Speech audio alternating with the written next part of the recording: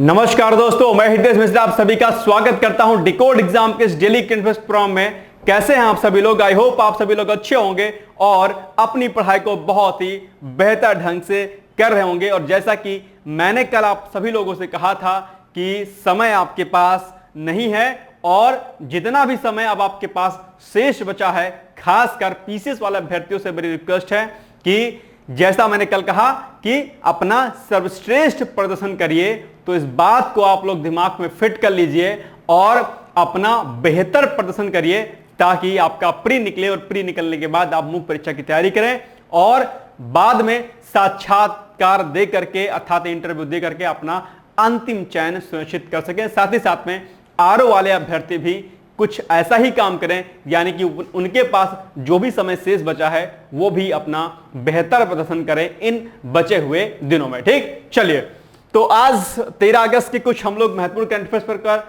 जो है चर्चा करें। इसके पहले हम लोग लास्ट डे का क्या करते हैं, रिवीजन करते हैं और देखते हैं कि हमने कल क्या कुछ किया था। चलिए, हमारे पास पहला प्रश्न क्या है कि भारतीय हॉकी टीम के कप्तान कौन है? हरमनप्रीत सिंह है। और कल हमने इसके बारे में एक दो पॉइंट्स भी आपको समझाए थे कि दरअसल क्यों ये चर्चा में रहा है।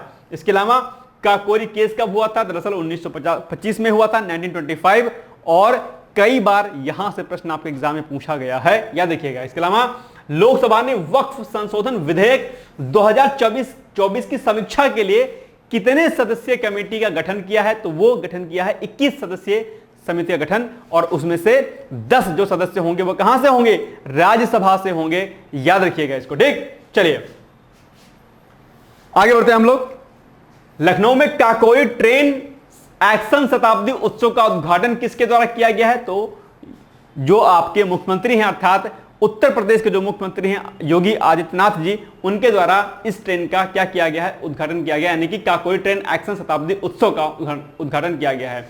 राष्ट्रीय भाला फेंक दिवस कब मनाया जाता है? मैंने कहा था कल इंपॉर्टेंट है, तो 7 अगस्त को। इसके अलावा द्विपक्षीय वायु सैन्य अभ्यास उदार शक्ति 2024 का आयोजन दरअसल कहां पर होगा? तो यह होगा आपका मलेशिया में, याद रखिएगा। और मलेशिया के बारे में हमने आपको कई सारे फैक्ट कल आपको बताए थे। इसके अलावा नागासाकी दिवस मनाया जाता है, कब मनाया जाता है? तो ये 9 अगस्त को मनाया जाता है।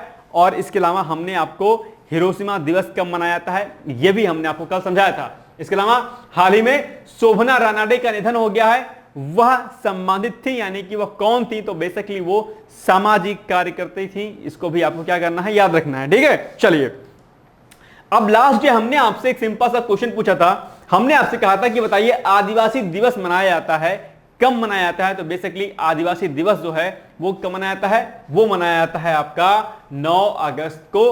तो आपको ये पॉइंट याद रखना है। और इसके अलावा इतिहास विषय में जो है कई सारे इंपॉर्टेंट चीजें जो है आपकी आदिवासियों से संबंधित आती हैं। संथाल विद्रोह कई बार चर्चाओं में रहता है, संथाल विद्रोह आप लोग पढ़ लीजिएगा। तो आज आपका टास्क नंबर 1 है कि आप लोग जो है इतिहास विषय में क्या पढ़िएगा? संथाल विद्रोह पढ़ लीजिएगा भाई साहब। संथाल विद्रोह ना सिर्फ आपके प्री के लिए इंपॉर्टेंट है, बल्कि संथाल विद्रोह पर टिप्पणी लिखने के लिए यूपी पीसीएस या यूपीएससी या किसी स्टेट पीसीएस के एग्जामिनेशन में आता है, इसलिए संथाल विद्रोह के बारे में पढ़ लीजिएगा। और अगर संथाल विद्रोह पढ़ेंगे तो साथ ही साथ में जो और महत्वपूर्ण आंदोलन जो आजादी से पहले हुए हैं, ठीक है, उनके बारे में भी आप लोग पढ़ लीजिएगा, चाहे वो सन्यासी विद्रोह रहा हो या कोई अन्य विद्रोह रहा हो। ठीक है, तो ये जो सामाजिक धार्मिक सुधार जो आंदोलन हुए और जो प्रमुख विद्रोह हुए, इनके बारे में आप लोग अच्छे तरीके से क्या करिएगा, पढ़ लीजिएगा। ये आज आपका टास्क नंबर 1 है। ठीक, चलिए, और हमने आपसे क्या कहा था कि टास्क की कॉपी आपको अलग से बनानी है। अगर चैनल पर कोई नया है तो आपको बता दूं कि मेरे द्वारा डेली कुछ एक टास्क दिया जाता है जिस टॉपिक को आपको प्रिपेयर करना होता है घर पे, तो उन सभी टॉपिक्स के लिए आप एक अलग से कॉपी बना लीजिए, वहां पर टास्क को लिखा करिए। साथ ही साथ में वीडियो के अंत में मेरे द्वारा एक मुख्य परीक्षा का प्रश्न भी दिया जाता है, आप लोग उसके लिए भी एक कॉपी अलग से बना लीजिएगा, वहां पर अपनी मेंस की प्रैक्टिस करिएगा उत्तर लेखन के। ठीक, चलिए आइए हम लोग अब बढ़ते हैं अपने पहले प्रश्न पर। तो हाल ही में आरबीआई द्वारा, जिसको हम लोग क्या बोलते हैं, रिजर्व बैंक ऑफ इंडिया, क्या बोलते हैं, रिजर्व बैंक ऑफ इंडिया, और आरबीआई से संबंधित कई सारे प्रश्न आपके एग्जाम में कई बार पूछे जाते हैं। और आरबीआई की अगर चर्चा आ गई तो परसों हमने इकोनॉमिक्स पर पहला लेक्चर लिया था जो कि बहुत ही इंपॉर्टेंट है, जहां पर हमने अर्थव्यवस्था बताया था। ठीक है, और इसके अलावा अर्थव्यवस्था के क्षेत्र पढ़ाए थे, मौद्रिक नीतियां पढ़ाई थी, लॉरेंज वक्र पढ़ाया था, गिनी गुणांक पढ़ाया था। ये सारे बहुत इंपॉर्टेंट टॉपिक हैं। इसके अलावा गरीबी, बेरोजगारी, उन पर बनी समितियां, उनका गठन, ठीक है, उनकी रिकमेंडेशन, बहुत महत्वपूर्ण मैंने लेक्चर्स जो है परसों नरसों कराया था। अगर आपने वो लेक्चर इकोनॉमिक्स का नहीं देखा है तो प्लीज जाकर के उसको देख लीजिएगा। वहां से कम 2 से 3 प्रश्न आपके एग्जाम में पूछे जाएंगे। ठीक, तो आरबीआई द्वारा यूपीआई पेमेंट लिमिट से कर भुगतान की सीमा को बेसिकली 1 लाख से बढ़ाकर कितना कर दिया गया है, यह भी चर्चाओं में रहा है। आपको बताना है कि 2 लाख, 3 लाख, 4 लाख या फिर 5 लाख। तो इसका सही जो उत्तर है वो हो जाएगा आपका option number D is the right answer. That means 5 lakh तक की सीमा को क्या कर दिया गया है, बढ़ा दिया गया है। कितने से? 1 लाख की सीमा से बढ़ाकर 5 लाख कर दिया गया। किसके द्वारा? आरबीआई के द्वारा। और आरबीआई की क्या है इसके बारे में हम लोग अभी आगे जो है देखेंगे व्याख्या में इसके पॉइंट्स को। चलिए, तो हाल ही में आरबीआई द्वारा यूपीआई पेमेंट्स लिमिट से कर भुगतान की सीमा को 1 लाख से बढ़ाकर, यानी कि अभी तक सिर्फ आप 1 लाख तक का पेमेंट कर सकते थे, अब क्या होगा कि ये बेसिकली क्या होगा, 5 लाख तक की सीमा। देखो, जो दैनिक जो आप पेमेंट करते हैं ये वाली बात नहीं, ये बेसिकली कर की बात यहां पर हो रही है। ठीक है, तो इस पॉइंट को याद रखना है। अब हम बात करते हैं खासकर आरबीआई के बारे में, जहां से कई बार आपके एग्जाम में प्रश्न पूछा जाता है। तो यह क्या है? भारत का केंद्रीय बैंक, आपको पता होगा, स्थापना 1 अप्रैल 1935 को आरबीआई एक्ट 1935 के तहत इसका गठन किया गया था। भारत में केंद्रीय बैंक की स्थापना की सिफारिश सर्वप्रथम 1926 में किसने? हिल्टन यंग कमीशन ने बेसिकली किया था। यह भी आपको याद रखना चाहिए। इसके अलावा आरबीआई का राष्ट्रीयकरण कर दिया गया था। किस वर्ष किया गया था? यह फैक्ट भी आपके एग्जाम पूछता है। तो 1 जनवरी 1949 को इसका क्या कर दिया गया था? राष्ट्रीयकरण कर दिया गया था। और अगर हम बात करें आरबीआई के मुख्यालय की, तो इसका मुख्यालय कहां पर पड़ता है? मुंबई में। लेकिन जब इसकी स्थापना हुई थी तो स्थापना के समय आरबीआई का मुख्यालय कहां पर था? वहां पर था। कहां पर? कोलकाता में था, आपके घर के बगल में नहीं। ठीक, चलिए, इसके अलावा प्रथम आरबीआई गवर्नर की बात करें अगर, तो प्रथम आरबीआई गवर्नर कौन थे? सर ऑसबॉर्न थे। ये भी ऑसबॉर्न स्मिथ थे, याद रखिएगा। इसके अलावा स्वतंत्र भारत के प्रथम आरबीआई गवर्नर की अगर बात की जाए तो वो कौन थे? वो थे गवर्नर आपके कौन? सीडी देशमुख। ये फैक्ट भी आपके लिए क्या है? इंपॉर्टेंट है। इसके अलावा एक प्रश्न आपके एग्जाम में और पूछता है। वो क्या पूछता है कि भारत में 1 रुपए के नोट वित्त मंत्रालय के द्वारा जारी किया जाता है, यानी कि जो रुपया 1 होता है वो दरअसल आरबीआई नहीं छापता है, याद रखिएगा। ठीक है, रुपया 1 के नोट पर वित्त सचिव के हस्ताक्षर होते हैं। और इसके अलावा 1 रुपए से ऊपर के नोट एवं सिक्के किसके द्वारा? भारतीय रिजर्व बैंक अर्थात आरबीआई के द्वारा जारी किए जाते हैं। ठीक, और उस पर किसके साइन होते हैं भाई साहब? उस पर साइन होते हैं आरबीआई गवर्नर के। तो ये प्रश्न आपके एग्जाम में कई बार पूछा गया, याद रख लीजिएगा। अच्छा, कुछ लोग कहेंगे सर इतनी गरीबी रहती है आरबीआई पैसा खूब कहानी छाप देता है। यार सही बताऊं, दिमाग में मेरे ही पहले ये आता था, यार बताओ यार आरबीआई तो बहुत पैसा छाप, मतलब इतने लोग गरीब हैं यार, किसी के पास पैसा नहीं, खाने के लिए कभी कुछ नहीं है, कुछ नहीं है यार, मतलब आरबीआई चाहे तो पैसा छाप दे, सबको बांट दे, क्या दिक्कत है? लेकिन नहीं, ऐसा नहीं किया जा सकता है। इसके लिए आपको इकोनॉमिक्स को समझना पड़ेगा और इसके लिए आपको मेरी क्लास को देखना पड़ेगा। जब आप वहां पर मौद्रिक नीति को पढ़ेंगे, जीडीपी को पढ़ेंगे, तब आपको समझ में आएगा कि ऐसा करना घातक होता है किसी भी देश के लिए। ठीक है, तो प्लीज आप उस क्लास को देखिएगा। चलिए आगे बढ़ते हैं हम लोग। हाल ही में राजस्थान की पहली विमानन अकादमी कहां पर शुरू की गई है, यह आपको बताना है। यह बेसिकली आपको बताइए अजमेर में, जयपुर में, जोधपुर में या टोंक में।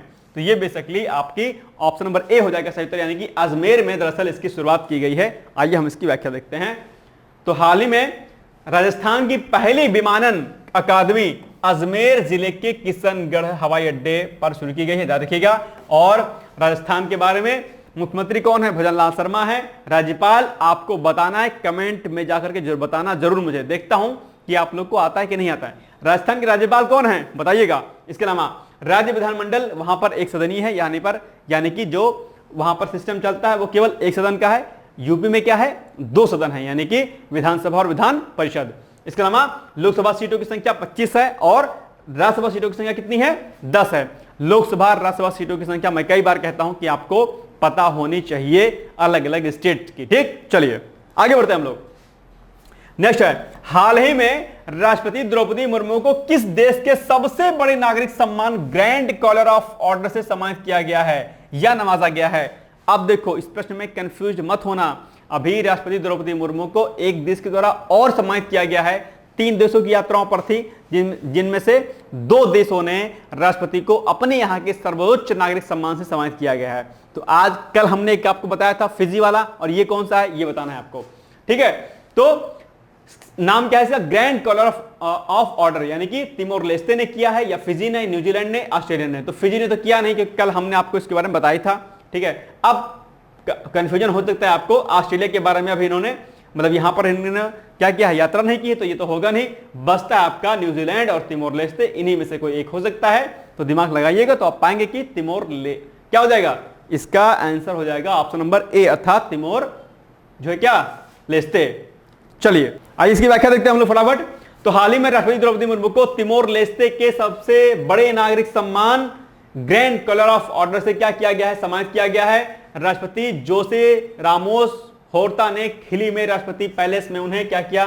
सम्मान प्रदान किया। इसके अलावा राष्ट्रपति द्रौपदी मुर्मू ने राष्ट्रपति होर्ता और प्रधानमंत्री गुस्माओ के साथ द्विपक्षीय सहयोग के बारे में चर्चा किया। ठीक, हाल ही में राष्ट्रपति द्रौपदी मुर्मू को फिजी के सर्वोच्च नागरिक सम्मान या पुरस्कार companion of the order of Fiji से सम्मानित किया गया है, जो कि हमने कल आपको इसको बताया ही था। ठीक है, तो दोनों फैक्ट आपको क्या करने हैं? याद करने हैं। ठीक है, चलिए आगे बढ़ते हैं। पिछले वर्ष की तुलना में वर्ष 2024-25 में रक्षा निर्यात में कितने प्रतिशत तक की बढ़ोतरी हुई है, यह बढ़ाना है, बताना है आपको। तो 70% या 75 या 78 या फिर 80%। तो इसका सही उत्तर क्या होगा? इसका सही उत्तर हो जाएगा आपका ऑप्शन नंबर क्या, सी, यानी कि 78% तक की क्या हुई है? वृद्धि हुई है। किसमें वृद्धि हुई भाई साहब? वो हुई है आपके रक्षा निर्यात में। तो ये अपने आप में क्या है? भारत के लिए एक बड़ी उपलब्धि रही है। यहां पर आप लोग इसको देख पा रहे होंगे, ठीक है, कि किस तरीके से आपकी बढ़ोतरी दरअसल हुई है। ठीक है, चलिए ये देखिए आप यहां पर 78%। ठीक है, और ये आप ग्राफ समझ सकते हैं। सेक्टर वाइज की अगर बात करें तो जो है ये प्राइवेट सेक्टर का और ये जो है अलग है। चलिए व्याख्या देखते हैं हम लोग। तो पिछले वर्ष की तुलना में वर्ष 2024-25 में रक्षा निर्यात 78% क्या है? बढ़ा है, याद रखिएगा। इसके अलावा रक्षा मंत्रालय के अनुसार चालू वित्त वर्ष की पहली तिमाही में देश का रक्षा निर्यात 6,915 करोड़ रुपए की वृद्धि हुई है, जो कि आप लोग यहां पर देख पा रहे होंगे। 2025-24-25 का डेटा आपके सामने यहां पर दिया गया है। ठीक है, पिछले वर्ष इसी अवधि में कितना? 3,865 करोड़ रुपए का निर्यात हुआ था। ठीक है, और ये डेटा भी आपके सामने यहां पर दिया, यानी कि पिछले वर्ष कितना? 3,885 करोड़ का, जबकि 2024-25 की बात करें तो 6,915 करोड़ रुपए का, यानी कि टोटल 78% तक की क्या हुई है? वृद्धि हुई है। ये क्या है? फैक्ट आपके लिए इंपॉर्टेंट है, याद रखिएगा इसको। ठीक, चलिए आगे बढ़ते हैं हम लोग। विश्व सिंह दिवस मनाया जाता है, बहुत बढ़िया क्वेश्चन है, बताइए फटाफट आप लोग, कब मनाया था विश्व सिंह दिवस? 8 अगस्त, 9 अगस्त, 10 अगस्त या फिर 11 अगस्त? बताइए भाई साहब। शेर तो आप सभी लोग होंगे। शेर, चीता आ गया, चीता आ गया, चीता तो दूसरा होता है, ठीक है, शेर दूसरा होता है। बताइए फटाफट क्या होगा इसका सही उत्तर? इसका सही उत्तर होगा आपका ऑप्शन नंबर सी, यानी कि 10 अगस्त को विश्व शेर दिवस या विश्व सिंह दिवस भी इसको कहते हैं, याद रखिएगा। तो आइए व्याख्या देखते हैं हम लोग इसकी।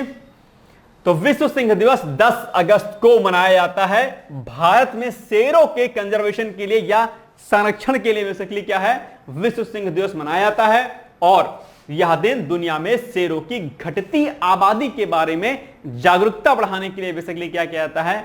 यह दिवस मनाया जाता है। इसके अलावा आधिकारिक विज्ञप्ति के अनुसार शेरों की आबादी 1990 में 284 थी, उससे बढ़कर के 2020 तक के डेटा के अनुसार 674 हो गई है, यानी कि 674 हो गई है। ठीक, आइए कुछ एक पॉइंट्स को और देखते हैं। अगर हम इसके संरक्षण स्थिति की बात करते हैं तो IUCN के लिस्ट में, जिसको हम लोग IUCN को क्या बोलते हैं? International union for conservation of nature, लेकिन इसको अगर हम थोड़ा और ब्रॉड में बोलते हैं तो इसको बोलेंगे international union for conservation of nature and natural resources. ठीक, तो IUCN रेड लिस्ट के अनुसार, ठीक है, इन्होंने अफ्रीकी शेर, क्योंकि दो प्रकार के होते हैं, एक अफ्रीकी शेर होते हैं, एक एशियाई शेर होते हैं। अफ्रीकी शेर को सुवेध यानी कि वल्नरेबल कंडीशन में रखा गया है, जबकि वहीं एशियाई शेर को संकटग्रस्त यानी कि इंडेंजर्ड जो है सेक्शन में रखा गया है। ये भी पॉइंट आपको क्या करना है, याद रखना है, ठीक है। तो और जो आपका गिर राष्ट्रीय उद्यान है वहां पर बेसिकली एशियाई शेरों के लिए जो है वहां पर प्रबंध किया गया है, आपको यह भी पता होना चाहिए, गुजरात के गिर में। चलिए नेक्स्ट क्वेश्चन है, हाल ही में राष्ट्रीय विज्ञान पुरस्कार 2024 के अंतर्गत विज्ञान टीम पुरस्कार से किसे सम्मानित किया गया है? तो आपको बताइए, ये चंद्रयान 3 टीम को सम्मानित किया गया, या डीआरडीओ को, या आर्टिफिशियल इंटेलिजेंस परिषद जो है ये ऑप्शन थोड़ा सा क्या हुआ, गलत हुआ है, एआई पर रिसर्च कर रही टीम को, आर्टिफिशियल इंटेलिजेंस पर रिसर्च, क्या रिसर्च कर रही टीम, ठीक। ये हो गया कि आपका मिसप्रिंट हो गया, कोई बात नहीं, या फिर इनमें से कोई नहीं, तो इसका सही उत्तर होगा आपका ऑप्शन नंबर ए, यानी कि चंद्रयान 3 हो जाएगा इसका क्या सही उत्तर, ठीक है। चलिए, यानी कि चंद्रयान 3 की जो टीम थी उसी को बेसिकली ये विज्ञान टीम पुरस्कार से क्या किया गया है, सम्मानित किया गया है, जो कि अभी हाल ही में, यानी कि राष्ट्रीय विज्ञान जो पुरस्कार है आप इसे देख रहे होंगे, इसे हाल ही में भारत सरकार के द्वारा क्या किया गया है, शुरू किया गया है, ठीक है। तो ये इंपॉर्टेंट हो सकता है आपके लिए। चलिए व्याख्या देखते हैं हम लोग। तो हाल ही में राष्ट्रीय विज्ञान पुरस्कार 2024 के अंतर्गत विज्ञान टीम पुरस्कार से चंद्रयान 3 टीम को क्या किया गया, सम्मानित किया गया है। और राष्ट्रीय विज्ञान पुरस्कार के बारे में अगर हम लोग कुछ एक पॉइंट्स को देखते हैं, तो जी पद्मनाभन को विज्ञान रत्न पुरस्कार के लिए क्या किया गया, चुना गया है। इस पुरस्कार को हाल ही में भारत सरकार के द्वारा शुरू किया गया, यह अभी हमने आपको जस्ट बताया। इसके अलावा विज्ञान प्रौद्योगिकी और नवाचार के क्षेत्र में बेहतर प्रदर्शन करने वाले वैज्ञानिकों और साथ ही साथ में जो उनकी टीम वगैरह हुआ करती थी, उन लोगों को दरअसल उस पुरस्कार से क्या किया जाएगा, सम्मानित किया जाएगा। और इसका कैटेगराइजेशन भी किया गया है, यानी कि बेसिकली इस पुरस्कार को 4 श्रेणियों में क्या किया गया है, विभाजित किया गया है। तो ये फैक्ट भी आपके एग्जाम में पूछ सकता है कि बेसिकली बताइए इस पुरस्कार को कितने श्रेणियों में बांटा गया है, आप कहेंगे 4 श्रेणियों में। और इन 4 श्रेणियों में से भी कोई प्रश्न आपके से पूछ सकता है कि बताइए इस श्रेणी का संबंध किससे है। तो आइए देखते हैं हम लोग कि ये जो 4 श्रेणियां अलग अलग दी गई हैं, इसका संबंध क्या है। पहली श्रेणी का नाम है विज्ञान रत्न, इसे आजीवन उपलब्धि के लिए दिया जाएगा। विज्ञान श्री सभी उम्र के वैज्ञानिकों के लिए। विज्ञान युवा 45 वर्ष से कम उम्र के वैज्ञानिकों के लिए, यानी कि जो यूथ आपका जो होता है, खासकर जो युवा वर्ग होता है, उसको ये पुरस्कार दिया जाएगा। इसके अलावा विज्ञान टीम सहयोगात्मक कार्य के लिए। तो ये 4 श्रेणियां हैं इस पुरस्कार की, इसको याद रख लीजिएगा, ठीक है। चलिए आगे बढ़ते हैं हम लोग। नेक्स्ट है, हाल ही में राष्ट्रपति द्रौपदी मुर्मू जी के द्वारा किस देश में अंतरराष्ट्रीय शिक्षा सम्मेलन को संबोधित किया गया, ये आपको बताना है। यानी कि न्यूजीलैंड, फिजी, अमेरिका या इनमें से कोई नहीं। तो ये बेसिकली क्या हो जाएगा, इसका सही उत्तर न्यूजीलैंड हो जाएगा। यानी कि न्यूजीलैंड में बेसिकली क्या हुआ है, अंतरराष्ट्रीय शिक्षा सम्मेलन को इन्होंने क्या किया है, सम्मानित किया है। चलिए आइए इसकी व्याख्या देखते हैं हम लोग। तो हाल ही में राष्ट्रपति द्रौपदी मुर्मू जी के द्वारा न्यूजीलैंड में अंतरराष्ट्रीय शिक्षा सम्मेलन को संबोधित किया गया है। तो पूछ लेगा आपसे एग्जाम में, बताइए अंतरराष्ट्रीय शिक्षा सम्मेलन का आयोजन कहां पर किया गया, आपको तुरंत उत्तर बताना है, न्यूजीलैंड में, ठीक। इसके अलावा राष्ट्रपति द्वारा ऑकलैंड में एक नए दूतावास खोले जाने की भी घोषणा की गई। राष्ट्रपति कौन, द्रौपदी मुर्मू जी के द्वारा ऑकलैंड में एक नया दूतावास खोले जाने की घोषणा की गई है, याद रखिएगा। इसके अलावा न्यूजीलैंड के बारे में अगर बात करते हैं तो यह दक्षिण प्रशांत महासागर में स्थित क्या है, एक द्वीपीय देश है, याद रखिएगा। इसके अलावा राजधानी क्या है न्यूजीलैंड की, वेलिंगटन है। और जो यहाँ की सबसे ऊंची चोटी है वो क्या है, माउंट कुक है। आपके एग्जाम में ये फैक्ट क्या हो सकता है, पूछ सकता है, इसको भी आप लोग को क्या करना है, याद रखना है, ठीक है। चलिए लास्ट क्वेश्चन आपके लिए, हाल ही में किसे नए कैबिनेट सचिव के रूप में नियुक्त किया गया है। वेरी वेरी मोस्ट इंपॉर्टेंट, ऐसे प्रश्न आपके एग्जाम में अक्सर पूछ लिया जाता है। तो वो कौन है जिन्हें अभी हाल ही में नए कैबिनेट सचिव के रूप में नियुक्त किया गया है। और ये बहुत बड़ी पोस्ट होती है, अगर आप लोग यूपीएससी की तैयारी कर रहे होंगे तो अगर कम एज में अगर आपका सिलेक्शन होता है तो आप निश्चित तौर पर कैबिनेट सेक्रेटरी यानी कि कैबिनेट सचिव के रूप में आपकी नियुक्ति हो सकती है। सबसे बड़ी पोस्ट है किसकी, भारत देश की, ठीक। चलिए, तो यानी कि दुर्गेश पाठक जी को, टीबी सोमनाथन जी को, राजेश मिश्रा जी को या फिर आलोक सिंह को, तो इसका सही उत्तर होगा आपका टीवी सोमनाथन जी को अभी हाल ही में नए कैबिनेट सचिव यानी कि नए कैबिनेट कैबिनेट सेक्रेटरी के रूप में नियुक्त किया गया है। ठीक है, चलिए व्याख्या देखते हैं।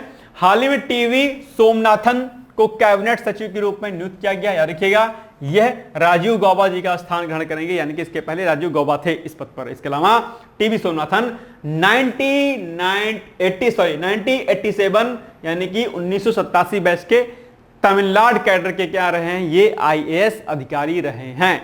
ठीक है, याद देखिएगा।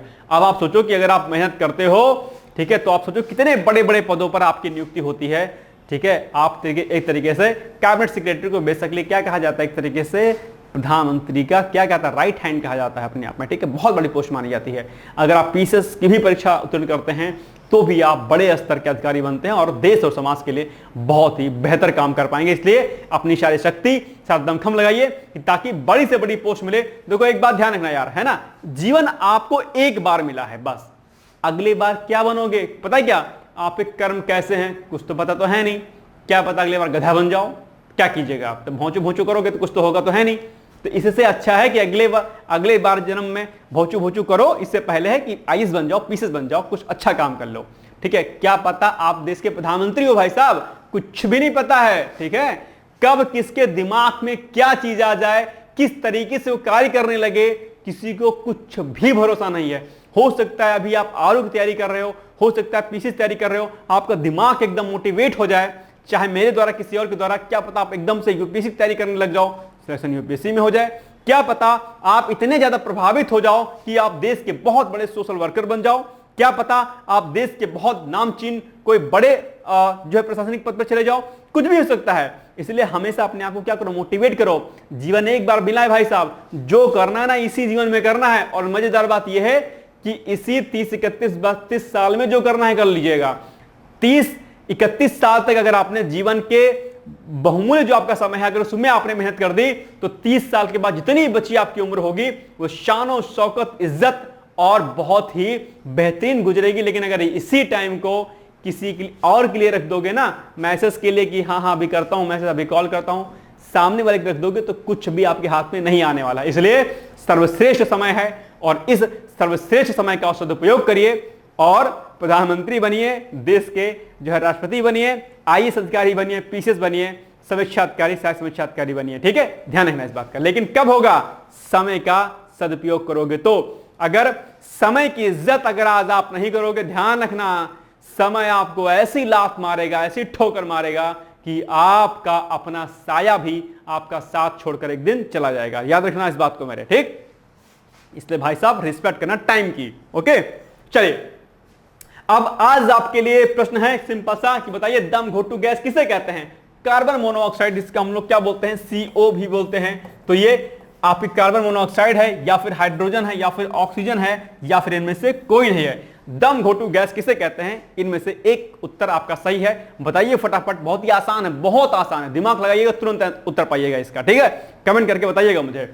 इसके अलावा आज आपके लिए एक सिंपल सा प्रश्न है मुख्य परीक्षा के लिए कि बताइए वर्तमान में चल रही भारत सरकार की स्मार्ट सिटी परियोजना जो है, यानी कि स्मार्ट सिटी जो मिशन है, क्या सिंधु घाटी सभ्यता से ये मेल खाती है, स्पष्ट करें। यानी कि जो आपके सिंधु घाटी सभ्यता थी, यानी कि जो आपके सिंधु सिविलाइजेशन थी, क्या यह आज के वर्तमान के जो स्मार्ट सिटी मिशन प्रोग्राम है, क्या दोनों मैच करते हैं। इसी पर आपको क्या करना है, टिप्पणी करनी है या फिर स्पष्ट करना है। ये आपको लिखना है अपने उत्तर को कितने शब्दों में भाई साहब, 200 वर्ड्स में, 200 वर्ड्स में आपको इसको क्या करना है, लिखना है। ठीक, चलिए तो ये हो गया आज का हमारा महत्वपूर्ण वीडियो। मुझे लगता है कि वीडियो आपको पसंद आया होगा। अगर ऐसा है तो प्लीज वीडियो को शेयर करिएगा, साथ ही साथ में लाइक करिएगा और बेल आइकन को प्रेस कर दीजिएगा ताकि कोई भी अपडेट डिकोड एग्जाम की तरफ से हो वो आपको मिलती रहे। ठीक है, मिलते हैं कल एक नए वीडियो के साथ। तब तक आप लोग पढ़ते रहिए, मस्त रहिए, व्यस्त रहिए। All the best. Thank you so much. Bye bye, take care.